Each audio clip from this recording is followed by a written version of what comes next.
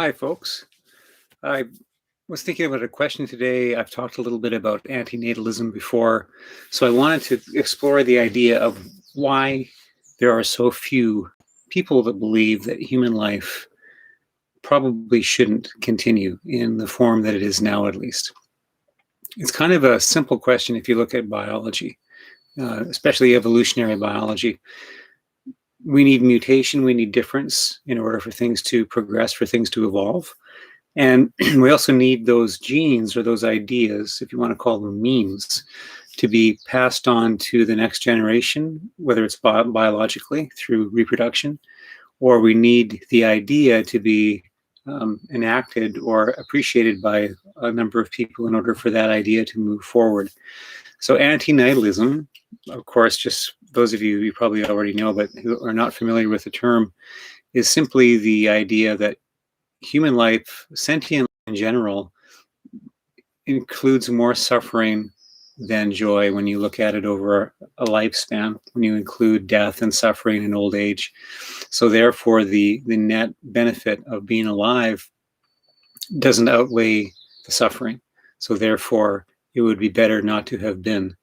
Now, this is kind of a remarkably strange thing to think about, especially when you're alive. So you can't remember this, you can't think about this without having a vested interest in it, because all of us who are thinking about this are already alive. And we're also immediately talking about our own deaths when we talk about this. Now, it doesn't suggest suicide. That's something else. That would be something like pro-mortalism, the idea that we should end life. This just suggests that we shouldn't bring any more life into the world. But one of the things that happens when you start to consider that may be true is that the rest of your life now, you have to think about, well, what do I do? What's the meaning to life? I'm not thinking about a future. If I'm not going to be bringing offspring into the world, I'm not doing that. A lot of the basic kind of streams of human behavior start to close off. And I think this is one of the reasons why there are so few real antinatalists. And I wouldn't even include myself completely in this category. I'm sort of philosophically rolling it around. I don't have kids. I don't have any plans to have them, for many of the reasons that antinatalists would suggest. I agree with all that. Bringing a child into the world without their consent seems to be the wrong thing to do. And of course, there's no way to get consent from a child that is not yet conceived, which to me is the reason why you wouldn't do it, because you simply cannot get consent. You don't know whether or not they want to be born. So the best thing to err on the side of caution is to not bring them into the world. But back to another reason why there are so few antinatalists. The idea, of course, is striking, violates our intuitions, throws into question the value of human life and meaning while you're already alive. All that's true. But of course, the fundamental part is, in order for this idea to move forward, it would have to be moved forward by having people, perhaps parents, suggest it to their children, and then the children grow up with those ideas in the same way that people grow up with religions and philosophies and values that are passed down from their culture or from their family. An antinatalist isn't having children, so there's no one to pass on the ideas to at an impressionable age, which is maybe a good thing.